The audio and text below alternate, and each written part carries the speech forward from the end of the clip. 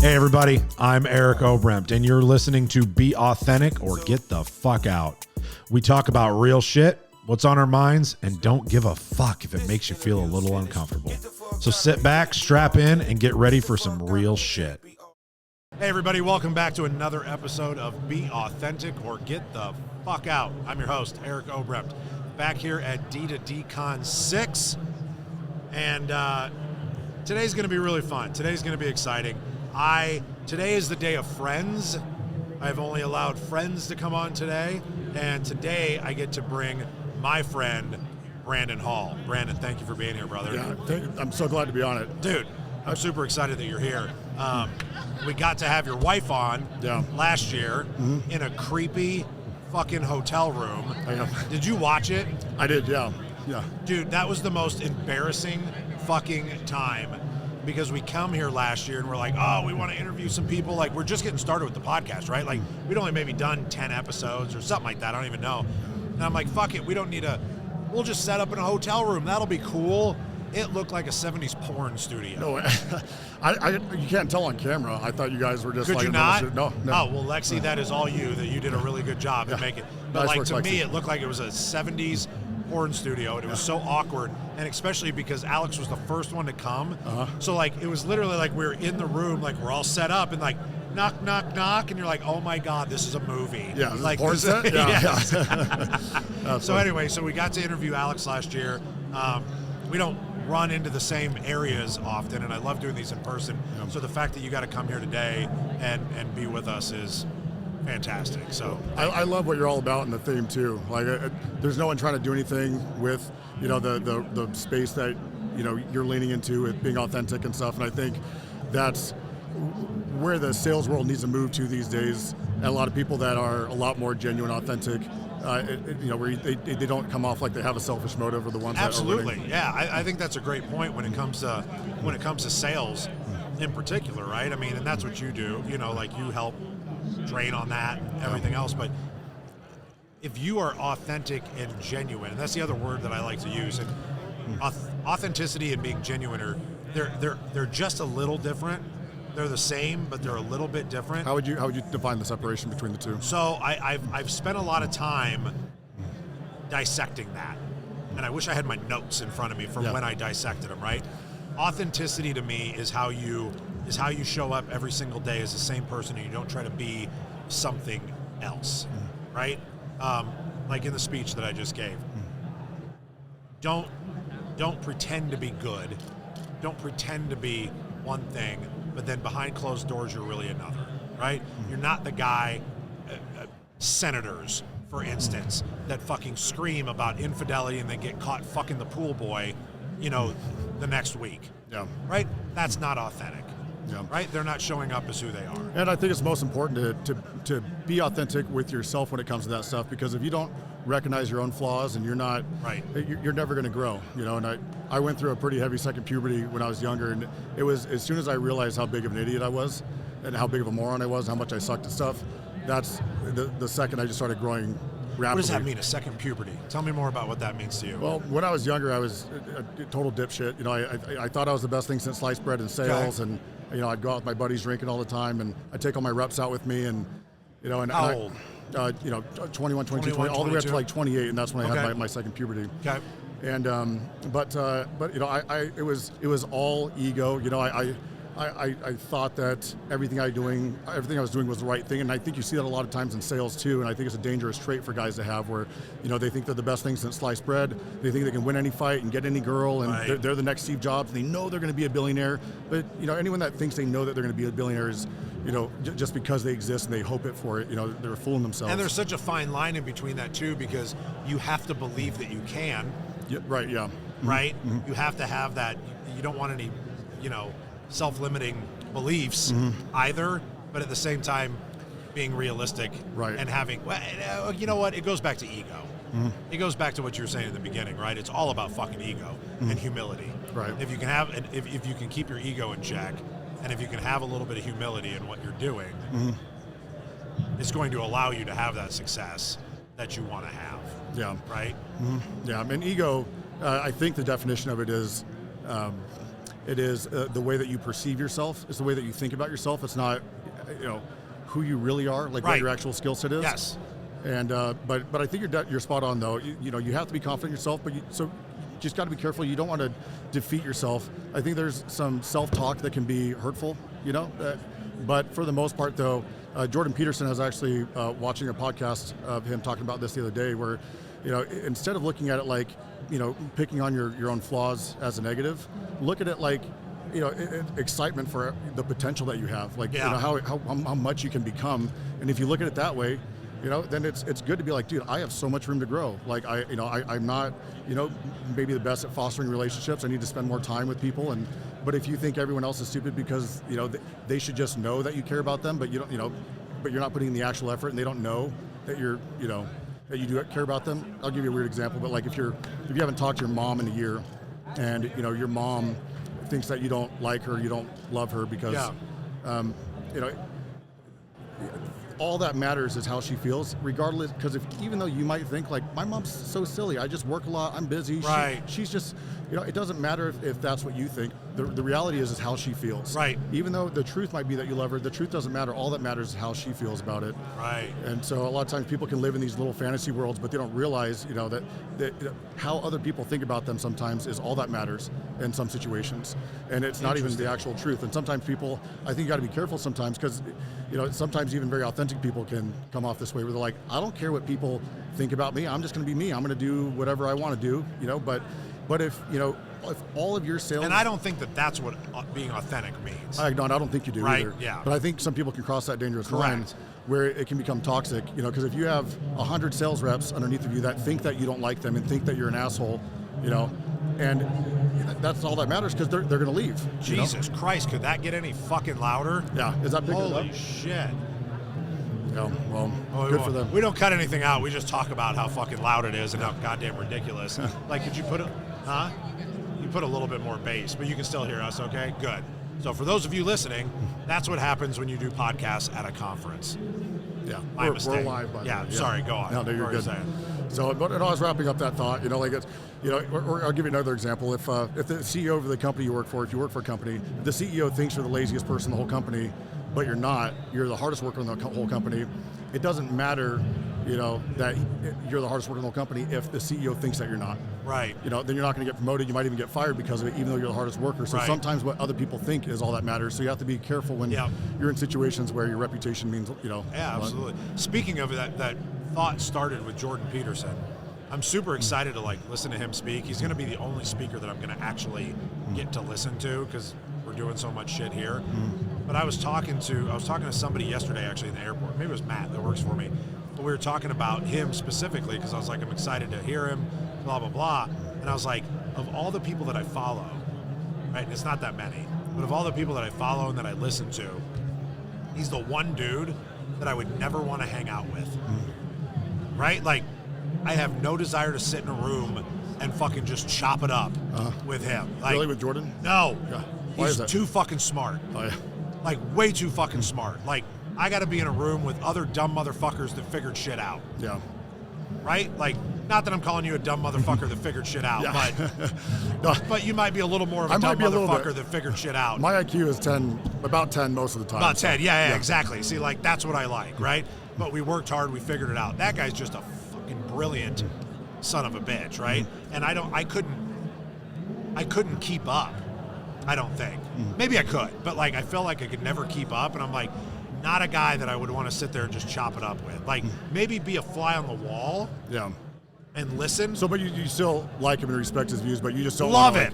Yeah. Yeah, I think he's great. He has an important asterisk, but yeah. Right, but like, I would love to sit and get to know Ed Milet. I'd love to sit and get to know Andy Frisella. I'd love to sit and get to know some of these other people that I follow. But him, I'd be like, now, like, if he wants to talk to somebody else and I'll just listen, I think that'd work probably even better. Yeah, no, I could see that. You have to be in the right zone, or maybe have some Adderall or Vyvanse in you or whatever to keep up with it. But yes, yeah. I wanted to talk real quick. It's been fun today, getting to to chop it up with kind of friends that I've now known for a few years or whatever, and kind of going back to when we all kind of first met. And when was that? When did we first meet? I think it was 2020. At what event? It might have been a Circle Mastermind retreat, Oh, or maybe it a was. sales summit or something like that with DDD experts. So, but we were both in the circle together, so it could have been. Yeah. Was it at the sales summit when I spoke in the basement? That might have been it. Yeah, there was a basement there. In Yeah. Vegas. Yes. Yes. Yeah, we did meet there. That was it. That was it. That was the first event I ever went to with DDD experts. And I remember being so nervous when I was talking up there. Really? Yeah, because I'm so used You're to talking about recruiting. Yeah, I was talking about recruiting, but I'm so used to that was the first time I'd ever done anything outside of working for a big company. So working with Sam was like my first time doing things to the whole industry. I'm so used to being in a room full of people who all know who I am. Yes. You know, and I'm an executive of the company, and yes. you know, and we're all friends and stuff. But you know, having all these strangers that you know are gonna be a little bit more, a lot of the things that I'm going to talk about will be met with a little more scrutiny, yes. you know, than they would be with people that all, you know. Do you like that now, or do you not? I know I like it a lot more. Okay. You know, it helps me grow. You know, I can see noticeable improvements the more I engage with audiences, because it's the total opposite for me. I'm an INTJ. I don't know if you know much about personality profiles, but you know, I'm like the guy that, you know, if there's a party, I'm trying to find a room to hide in because I don't want to talk to anybody. Yeah. You know, I'm like the calculus teacher that's boring, that, you know, I'm pretty good at what I do, but it's hard for me to I like pointing a camera at myself and talking to a camera, like, kills my soul. I got to get used to that. Did we figure out when you asked me to do that thing, were we pretty close? What was it again? You were ENFP or something like that? I mean, if you actually fucking remember that, like, yeah, that's insane. They all start to sound the same to me, so it'd have to. Yeah, like, I don't even know. Here, let's look it up. What did I send you? Chats. We can do this. It's my show. We can do whatever the fuck we want.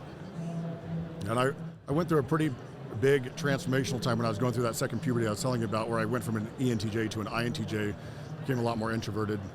But yeah, when I was 28, how I actually ended up like leaving the alarm industry and getting into solar too was my little brother passed away. He got hit by a car, and I had like locked myself. Wait, what? Yeah, my little. Do I know this story? I don't think so.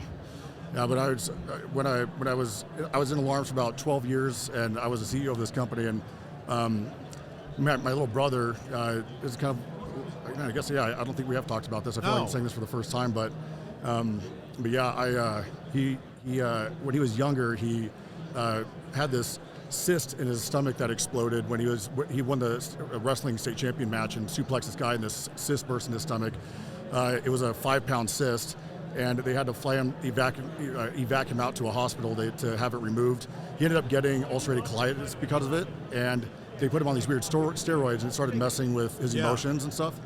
And so, but me and him were like best friends. You know, we were like twins. Like, you know, he was, you know, taller and slightly better looking than me. And how was that possible? Oh shucks. Well, I don't think it's that hard. Yeah, and you know, he was staying in a hospital. He would have to go sometimes fairly frequently when he would get, you know, really frustrated with the steroids he was taking. And you know, one day he ran out of the hospital and got hit by a car. And he walked out of the hospital and got hit by a fucking car. Right. Yeah. It was tough. What I didn't know it had happened. My mom had called me one day and was she was like freaking out on the phone and crying. She's like, "Hey, Brandon, Josh just got hit by a car. I'm going to the hospital right now. Can you do you want to meet me over there?" And I was getting frustrated with my mom because she was in hysterics, and I was like, "Mom, like, I feel more bad for the car. If you're going to the hospital and Josh is alive, like, he has a broken arm or something like that. You know, the guy's a crazy athlete. I don't know. I just imagine it was like a stop sign thing, or whatever." And you know, she calls me back again. I was like, "Find out what's going on. If he's fine, I don't want to go to the hospital if he has a broken arm. I'm not going to. Josh is fine. I'm going to make fun of him if he made me go to the hospital because of a broken arm."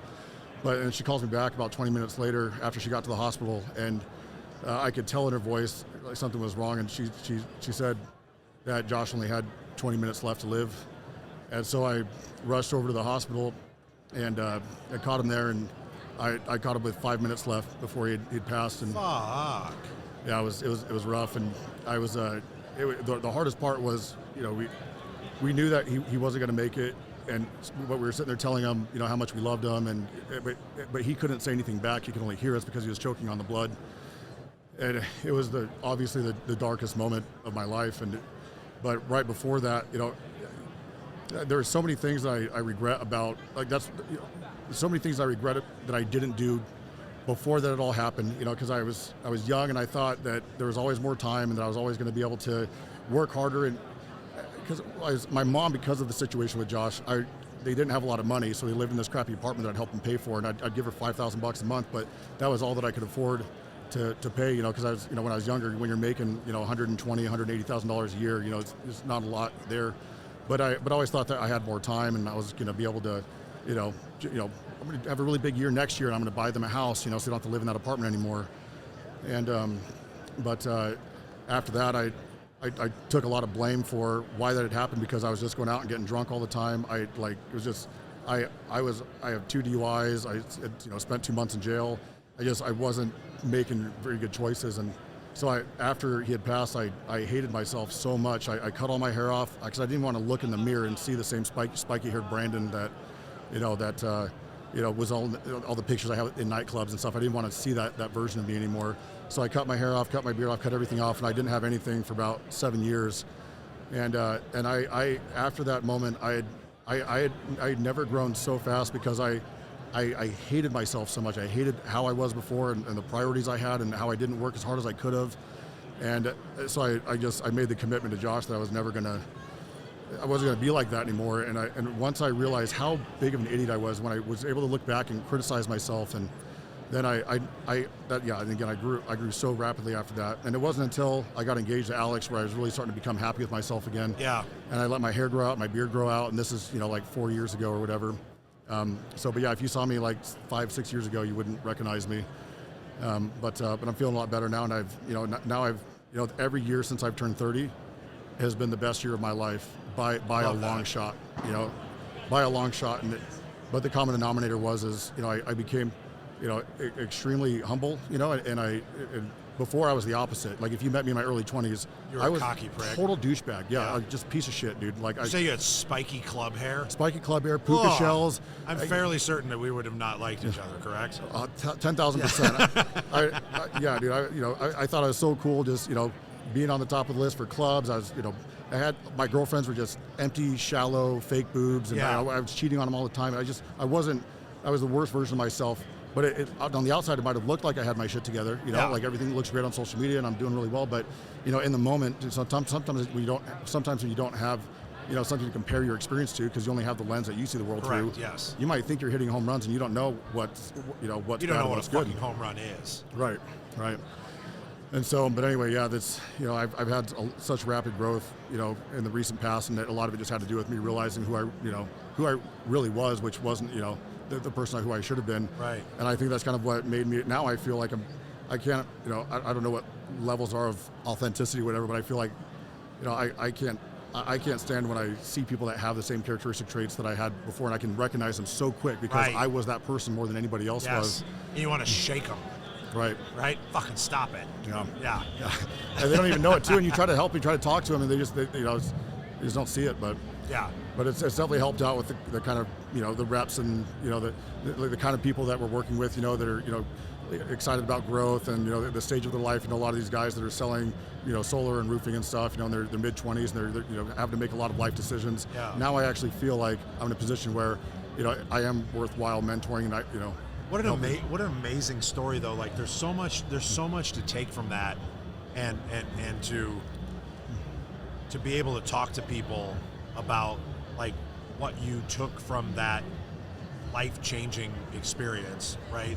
And how you made a choice to let it mold you a certain way, and to realize that like time is finite. You don't know when you're going to run out. And so quit wasting your time with fucking bullshit that, you know what I mean? Like, you don't know if you're going to be able to do that next thing, but there's other people that take an experience like that and go exactly the opposite direction, right?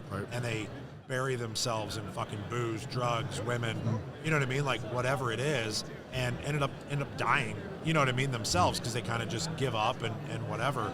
And I think just for people listening, like, the fact is like, you might not have that specific experience, right? You might not have that specific thing, but everybody's got something where there's a fork in the fucking road, and you have to make a decision which path you're going to go, and you have every ability to take either fucking path.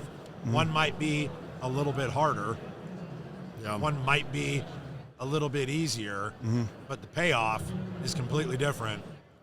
on each path. And I commend you for the fact that I didn't know that story.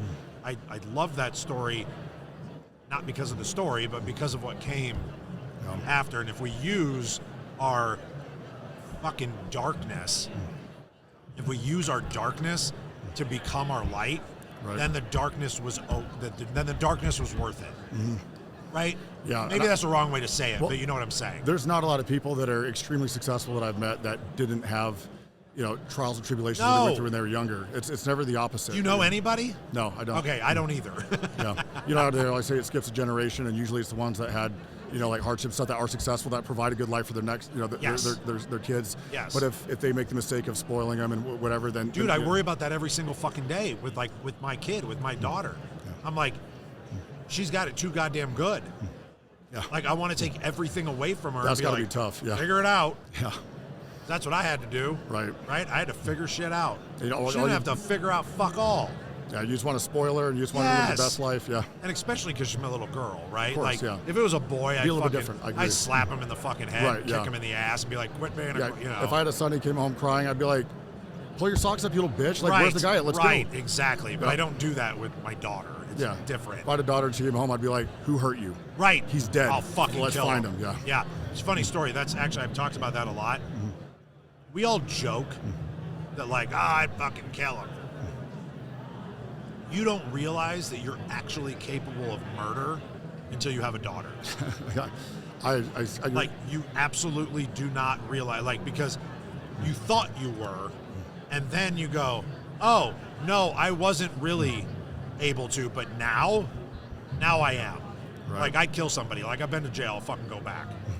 Yeah, I couldn't imagine. I don't have a daughter. I have 2 golden retrievers that are my daughters, but if I had a real daughter, she came home. They're not your daughter. Yeah, right. But I couldn't imagine like having a daughter getting picked on in school. That would be like the hardest thing. Like that break my heart. It happened a couple of times. Oh, yeah. I walked into the fucking principal's office. I ended up being friends with the principal at our old where we used to live. But I was like, I'll fucking hit a kid. So figure it the fuck out because he actually watches the show. So Jeff, I didn't hit any fucking kids at your school, but I wanted to. I'm looking at the wrong camera. But anyway, yeah, whatever.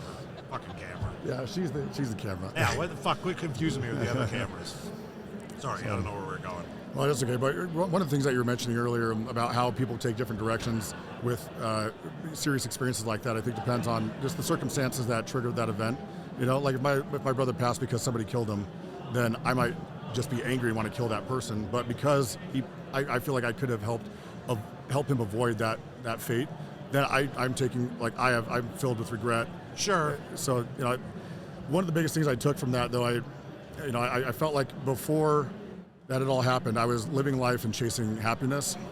I was like just going out and drinking and partying and having whatever, and had a different girlfriend every 3 months. And but now I don't like I could care less about being happy at all. Like I just chase fulfillment. Like because I feel like sometimes like I get happiness from making sacrifices and doing things for other people. And I think again I don't have kids, but if you were to take a father of... You guys want to have kids? We do, yeah. We're going to start this year. Yeah, she was just waiting to get her MBA done. She's graduated 6 months ago. Good. You guys will be really cool, fucking awesome guys. I think so too. Yeah. Yeah, but I think imagine if you had to support your family, you had to do something that wasn't fun. You had to go work in the snow and it was strenuous. You're risking your life. You probably wouldn't regret doing that. You would find fulfillment in it because you're providing for your family and and that sacrifice brings you joy in a different kind of a way. You're not happy in the snow or football, for example. You're not happy during Hell Week. You're wanting to quit all the time. You're not happy when you're on a 5-hour practice and it's 115 degrees outside and it's August and you're just like, why the hell am I doing this? Should I even play this season? Right. But when you look back on it, one of the things I noticed is the common denominator a lot of times with the best moments in people's lives are when you do things that you never normally would have done because you made sacrifices, you push yourself harder than you normally 100%. would. And so I think that's why people look back on high school sports and stuff, and they're just like, that's always some of the best moments of their life because they had a coach make them do things that they never would have done on their own. People can't even make themselves go to the gym now, but think about how hard we push ourselves in high school. Right. So you're like, damn, like you learn what you're capable of. Well, and a lot of that, we've talked about that on this show a couple of times, specifically about high school sports and things of that nature, that you look back on that too so fondly because you made these relationships like in battle. right? For those, because like I wasn't in the military or anything like that, but like the closest comparison that one could make is when you're on a team like that, where you literally, where there's physical fucking people up type of shit, right? Like you bond over that as men. You just absolutely do, and you can't replace that. And it's just like some of the, you know, retreats and stuff that we go on. Like you do some fucked up shit at these retreats that you would not have done, and you're uncomfortable, and that's how you bond as human. Is shared experiences of trauma or whatever it is, right? Yeah. With me and my buddies, even though I was, you know, a knucklehead, like I was mentioning in my early 20s, my favorite moments with my friends sometimes were when we would get in like big street fights and like you're, you know, putting it all on the line to try to protect your friends. Yes. And the next day, like the love that you have for each other, I think sometimes even rivals that you might have in a relationship, where like, you know, where like you're showing how much you care to protect your friends and jump in there and like risk your life and stuff. And those were like street fights. Oh yeah, that's so funny. You know, it's hard to get away with that now. You can't do it anymore. But back, like, I've got a story. We did that. We were driving back from Lincoln to Omaha. We had these people keep fucking with us on the road, throwing beer bottles out the window at us and shit. And I remember we got back and they followed us all the way to whatever apartment we were at. Who the fuck was that? Followed us. And I don't remember how we like got back to finding them, but we figured out that like 20 of them went to this row of townhouses, right? And then we were at an apartment or some townhouses like 6 blocks down the street. And everybody was all fucked up, and they're like, let's go fucking find them. We're like, all right, let's go find them. And we load up. We got like 6 trucks, right? Everybody loads up in the back. And we pulled up and we found the house, and it looked like a fucking scene from Braveheart. How old were you in this? 21. Okay. Yeah. It looked like a scene from Braveheart. Were you as big as you are now?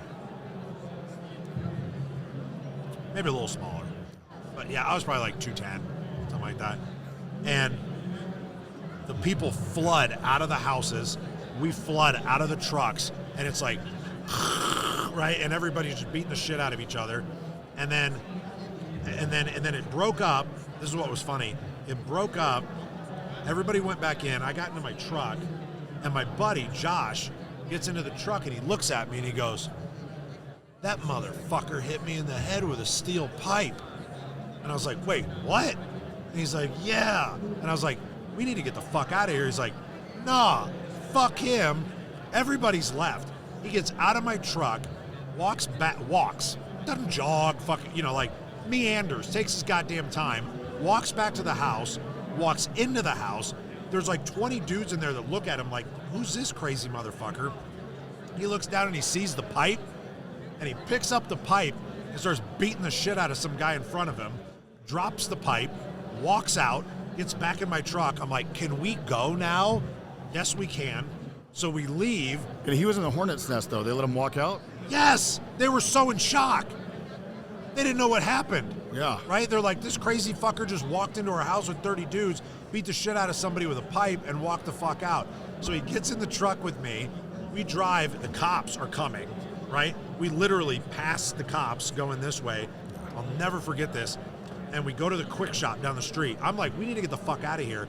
And Josh goes, dude, I need some cigarettes. I'm like, okay, let's stop and get cigarettes. So we stop and get cigarettes. And you know, like by the register at a quick shop, you can open it up and you got like ice cream sandwiches. Right. Right? He's like, I'm so hot. And he opens up the ice cream sandwich thing, and he sticks his head in the ice cream sandwich thing and blacks the fuck out. He had to have a concussion. Yes. I was gonna say, yeah, he was acting weird and stuff. Yes. Yeah. So he had a concussion. He fucking blacked out in the ice cream sandwiches. And so I ended up driving him to the hospital, and we had to go to the hospital and sit like, we were still drunk, obviously. Like we were like falling asleep and spooning on like the little table, and they kept bringing the cops in, and we had to do the cops came in and like, what happened? We're like, we fell down the stairs. And we had to do the old we fell down the stairs trick to get him to leave.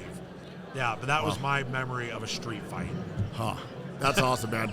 I have a story almost identical, and that's so fun to tell. I'm not going to go into it, obviously, but yeah, just like that, the how you feel afterwards, the stories, reflecting on it. Yes. I'm sure you guys couldn't stop talking about it for months afterwards. No, you know? such an amazing experience. Yeah. I'm not saying we should all get into street fights. Right, yeah. But good example. Good Yeah, example. perfect example. When did you become Brandon? Like with fucking American flag overalls and the guns and all the bullshit? When my beard grew out. When your beard grew out? Yeah. Okay. Was that who you were though? Yeah, it was. But you were just afraid to show it? I wasn't like as into firearms and hunting Okay. and stuff. I think a lot of that influence came from moving to Utah, a Okay. while back. Okay. I'm originally from Arizona. Okay. But work-wise, business-wise and stuff, I've been fairly consistent, Okay. with that. But I do love, like, Utah, I think, is the most beautiful state Yeah. in the country. It's everywhere you look, it's like a desktop wallpaper, Yeah. just the mountains and Yeah, it the is. outdoors and stuff. So It is. it makes me want to be outside. In Arizona, I hate being outside. It's too hot. Like Arizona winters, it's funny, but Alex is experiencing this for the first time. But Arizona winters is like perfect barbecue weather. You go out, you jump in the pool. Yes. But in the summer, it's like you hide.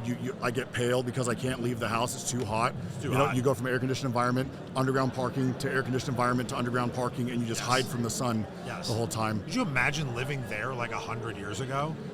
I don't know how do people settle there? I don't know. Like in the Wild West. Like, I think what about I that all the don't time. There's understand. no air conditioning. No. They probably have fans that you have to use like bicycle pedals to make them work. With and a stuff. big chunk of fucking ice. Right. And they weren't even like digging underground like Adobe people were. No. They had like 2-story houses in the middle of a desert. Like, what are you Yes. thinking? Like, go find a lake. Dude. It's hot as fuck. Yeah, It's like that in Houston too. In the summer now, we moved during the fucking heat wave. I guess it's just because people, back then when you're trying to take over territories that weren't claimed yet, that was the thing. Otherwise, you're like, why wouldn't you want to live in Utah or Colorado or something like that, or whatever. Yeah. There's more. No, but you're right. It is absolutely beautiful here and stunning. You guys are here full time now? We are, yeah. Okay. It's crazy. Where we live right now, we're on the top of this mountain called Suncrest, and I've never seen anything like this before, and I love it. Top of a mountain called Suncrest. That's some rich white people fucking shit right there. Go on. The snow is so high because it doesn't melt, because of the altitude, and it just compiles, and the snow is higher than the first story of homes. You can't see front doors, you can't see cars. Really? And everyone has snow blowers, and this isn't shocking to anyone that's from Utah, right? So, Right. But you look at people's driveways, they look like these perfect little like mailbox cutouts, and then there's just snow that's like up to like the second No story. shit. Yeah, it's like a joke, but it's cool because being from Arizona, it never snows. So, when I first got the first time I had to plow my Range Rover out of my driveway, everyone was like, "Oh, that must have sucked. Sorry you had to deal with that for the first time." And I was like, "I'm having the time of my life." Right. Are you kidding me? Right. Like, this is fun. And I couldn't wait to get the fuck out of it. Yeah. Yeah. Grass is Grass is always greener on the other side, yeah. Hey, so the way that we always end these is I always know that there's something that I probably forgot or missed out on that you coming in were like, boy, I hope we really talk about this. So I always like to give the last 3, 4, 5 minutes, whatever, back to the guest to bring up either something that we didn't finish that you wanted to finish a point on for the audience, or something I totally didn't even bring up. I did. I think the thing that I think probably would have been the most interesting to talk about would have been just the transformation I went through, and I think we did a good job jamming on that. Yeah. And honestly, I was so excited to talk with you. I figured, just we're gonna free flow and just gonna run with some stuff. So I don't have anything that was like that I was thinking of prior, but. One of the reasons I do this show is just so I can lock people down to have to sit with me for 45 minutes so we can actually like catch up and chat and like have a good time because like we don't get to. Like we see each other walking around and we're like, hey man, great to see you. How's the family? How's the fucking dogs? Good? Good. Me too. Let's go. Yeah. I'll see you later, right? And we don't get to actually sit down and like connect and have a conversation again. Yeah, that stuff's so hard for me. Like the small talk, it takes a lot of energy for me. Yes. And I hate it. Yeah. It's for me. I don't know. I like talking about ways we can defeat the aging process and get on other planets and build Dyson spheres. And why the fuck didn't you bring that up? How do we do that? Well, maybe next time on the show. No, or fuck. Let's give me one thing. Aging process. Well, I think that our generation is going to be the first one that becomes immortal. We can already. What? Hold on. How the fuck did we not lead with this shit? I could do this for 2 hours. Yeah. All right, go on. Start over. Well, nanotechnology is at the point where you know what nanotechnology is. Obviously, I watch Star Trek. Program robots, and they're small and they're the size of cells. They can the go in. Borg have them. Exactly. Yeah. They can. You can program them to kill all the free-floating radicals in your body and stop aging. There's stem cell research. Where if you get, if you have organs and stuff that are going to fail, you can 3D print them. Stem cell research I know is different than that, but I'm signed up with this group called Alcor. It's based out of Arizona, but after I die, my body gets preserved, and I had the option to either have just my head preserved or my whole body. And because they can take your head and take your DNA and just regrow your body. Like you've probably seen them growing human ears and pig parts and stuff. And they're doing it successfully now. So they can regrow your body. So if you're 80 years old, you can have a younger version of a body and bring back to life. And the method that they use to do it now is they actually submerge you in glass instead of freezing you, because freezing damages the blood cells and can puncture cell walls, membranes. So, but if you think about it, with the how fast AI is developing. So wait, you fucking glossed over. So you paid? Are you gonna have your head chopped off and fucking save your head? Right. Yeah. Well, my whole body's fine now. So I'm young, so I could.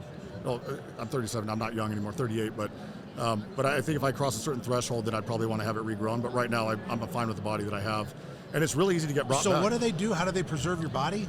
They'll submerge you in glass. No, what? They'll submerge your whole body in glass, so your glass starts flowing through your veins. They'll have your body filled with it, but they have a method to liquefy it once they're reanimating you, and it's actually a fairly easy procedure. Like let's say, for example, you die of something where you got shot in the heart with an arrow, or you got hit by a car or something like that. Well, we're not really far from technology. In fact, we actually already have the technology. There's just like ethics and morals and stuff on practicing with humans right now that we're having to get over because of all the trials and stuff you have to go through before you can do a procedure like that on humans. But think about how easy it would be to 3D print a heart right now. And if you can swap out the bad heart that got shot with an arrow and you put the new one in, the person's fine, and they just bring him back to life. The heart is the problem. But what you can't fix right now, though, is if you have you have a brain disease and your memories are gone and you're not the same person. They can't just make you intelligent again if you have, if your brain's deteriorated or you got like a big tumor and it's all messed up. Right. So you got to be really careful to protect your brain. But if your brain's okay, you can get brought back fairly easily. With most. How fucking wealthy do you gotta be to do that? $300,000, but you can have the $300,000 be added to your will. So you actually only have to pay like a $50 a month membership to have it, and then when you die, you can have the equity in your home just be forwarded to the company, and then that'll be the payment. So you can write an IOU check, and put it on an investment account that you have or something like that. And as long as you have the money in an investment account when you die, you're fine. So, but you just pay. So they get a big library and just dead motherfuckers sitting in. Yeah, I've got videos of it and stuff. I toured the facility a bunch of times, and it's for real. It's real, yeah. It's called Alcor in Arizona. And I don't know if there's other outfits that do it, but I think a lot more are going to be sprouting up. And and if you think about it, we're going to be the first in line for that stuff. Like think about how AI is taking off right now and how exponential things are about to become. Yeah. When AI starts going through the roof and these technologies become easier to perform, this is going to happen in 10 years. Like Elon. Do you really think so? 1,000%. Maybe not 10. I don't want to put maybe 15, but we have a long ways to go. You and me got another 60 years, so we're going to hit it 10 million%. The AI exponential growth, exponential AI takeoff. Exponential takeoff of AI. Sorry, it's a tongue twister. I'm so goddamn interested in this right now.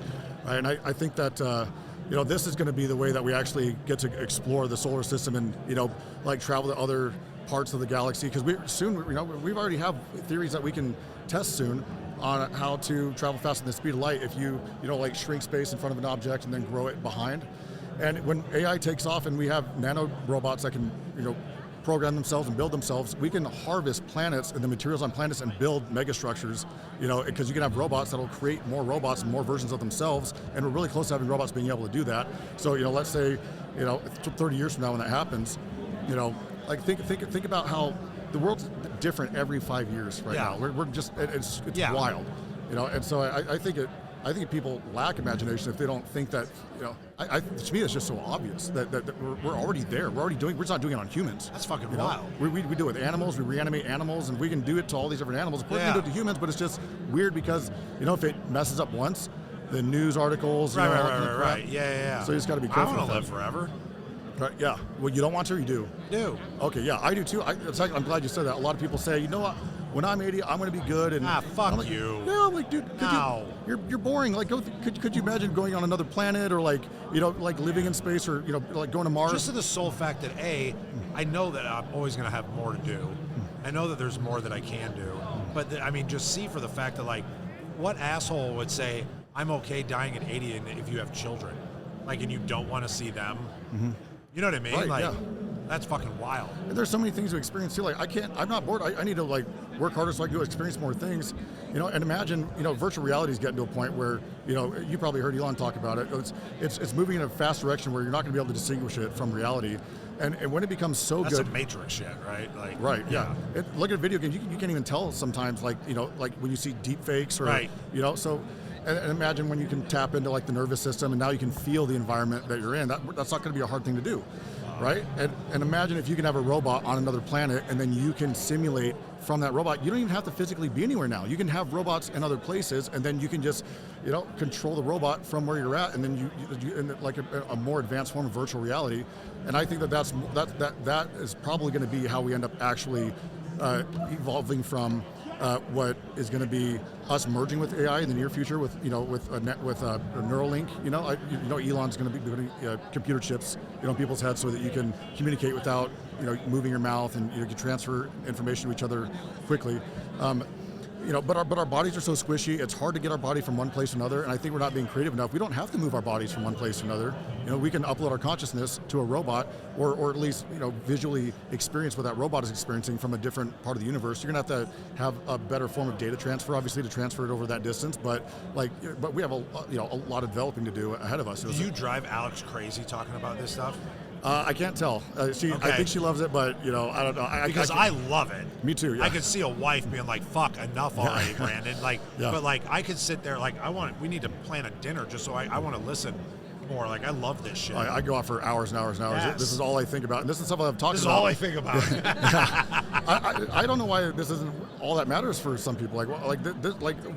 How is this not the most beautiful thing in the world? Like when you watch a space documentary, I don't nothing. No offense to religious people or anything, but how can you not think that any of that matters? Right. How can you not think that just exists and there's no intelligent life, there's no life out there? All this stuff is just there for what to look at? And we can't even see it. So there's some stuff we can't even see. Why would it be put there by an intelligent creator? I do think that there's a possibility that there is an intelligent creator, but I don't think I don't think we have it all figured out yet. I think that AI, it's probably a form of technological advancement that develops itself so much where it becomes infinitely powerful. Right. But I don't think it was, I don't think Sodom and Gomorrah happened. I don't, think that. No, I get in trouble for this and people get pissed off at me and whatever. I don't believe in the fucking all the stories that were made up in a book. Right. I believe that there's something. I don't know what the fuck it is. Right. I believe there's something that's greater than ourselves that. I don't know, intelligent, otherwise, whatever it is, right? But I don't believe that somebody fucking parted fucking seas one day and they fucking walked through with a dog and they had a fucking... Someone lived in the belly of a whale for 30 days get the and fuck 30 out of nights here with your fucking stories. There's 87 different books and stories. Why is that person right? Yeah. I think it's important. I think it was useful, though, in a time where there wasn't any technology. But now it's different. And honestly, I think life is more beautiful when you don't act like you know everything, I think it's beautiful when you're like, the answers are out there. Let's go. Let's get off of this rock. Let's go find more things. Go find more answers. And I think. Or find more questions. Right. Yeah. More questions. Yeah. That lead you to new things. We're probably going to be able to figure out how to travel through wormholes. Maybe traveling faster than the speed of light isn't maybe that's like a trivial, archaic way to think of, it's travel. Maybe there's ways that we can. Can we do a podcast? Last night we were talking because I wrote notes down because I am obsessed with time travel. Obsessed with time travel. It's possible. Fuck you. God damn it. I want to know so much more. As a child, I was like, I'm not going to die until I figure out time travel. And gravity affects time. You can slow down time to the point where people argue that you could even reverse it if you had planets in the perfect position and you were right in between them. But that's a whole nother I want to literally do a fucking 2-hour podcast with you about fucking time travel. Yeah, I'm all for it because I'm infatuated with it. I want to learn more about it just because obviously, what this turned into? This turned into me sitting with fucking Jordan Peterson. That's way more goddamn smart than me on shit. But I want to just sit there and listen. I love learning about shit like that. Yeah, I don't. To me, that's how can anything be more interesting than that? Well, I guess I find fun things. I find other things fun, but but when you don't I don't how we exist and how crazy is it that to wonder like how it happened really, you know, why are we here? Is there a meaning to it? Are other people conscious? Am I the only person that's conscious? Only some of us conscious because we live in an ancestor simulation, you know, and maybe we're the only ones that were able to afford to become immortal, and so our memories got preserved. I don't know if you know, but you can like download people's dreams now and like watch people's dreams on computer screens. What? Yes, yeah. What fucking movie did you watch? Why are you shaking your head like you know this shit? It's true, yeah. Yeah, there's you can go watch, there's probably some university that's doing it right now. So, but eventually we're going to be able to upload our consciousness to things, and anyway, but think about if you know we're the only people. Like imagine there's a certain kind of person in this world, you know, that can afford to have a procedure like that and become immortal and have their consciousness uploaded. It's going to be people probably like us, right, that can afford these procedures. It's probably not going to be people that live in a third world country. Yeah. And that kind of lends to the argument that some people might be conscious and some aren't, because you know, this it's hard to say because my brother technically wouldn't have been conscious if this theory is true, or maybe he was conscious, but you know, if because there's an argument that, you know, our memories, yours and my memories, are going to be so precious, you know, to the future, to mankind in the future, because we're going to be the only ones that are still alive, that were alive before the internet, that drove cars, you know, that when we drove the vehicles with our hands, you know, and all the crazy unsafe things that we did. We're the last, like, because think about it, when the procedures are available, we're going to be a little bit older, right? You know, maybe we're 60, 70 or whatever. There's no one older than us that's going to have those kinds of memories. Everyone that's going to be younger than us is going to, you know, they're not going to know what it's like before the internet and all that kind of stuff. So our memories are going to be pretty entertaining if you want to see what our ancestors were like, because no one's going to be able to see what Caesar did and Lincoln did, but they get to see what we did, and we're going to be the last ones that were alive to see what it was like on, you know, living on the earth before maybe World War III happens, and we get to see what Earth looked like before shit went down or whatever. And if we are living in an ancestral simulation, maybe we're experiencing something fun, and we're this is entertainment. Maybe we're you know, experiencing you know, like what it was like to be me, you know, in this time, because we want to see what it was like, you know. So anyway, I fucking love this. We could do this for 9 fucking hours. I won't make you do it, but that's okay. Dude, I really like, this was fun. This was absolutely fun. Thank you so much for being here, of course, man. Yeah, thanks for having me. Thank you for being a friend. Thank you for all the assistance that you've given me over the years when you've answered the phone if I had a question about anything, and you were like, and you would literally pick up the phone and do that for me. So the feeling's mutual. Dude, I appreciate everything that you do. And just for everybody watching, we are abso-fucking-lutely going to do another episode, and we're going to dig fucking deep into this shit and get more information. So Brandon, thank you for being here, brother. Yeah, thanks again, man. Thank you. Love and remember, everybody, I just fucking chewed on my fucking spit. So anyway, remember, everybody, be authentic or get the fuck out. Get the fuck out. If you can't be authentic, get the fuck out if you can't be authentic. Get the fuck out if you can't be authentic. Yeah. Swipes.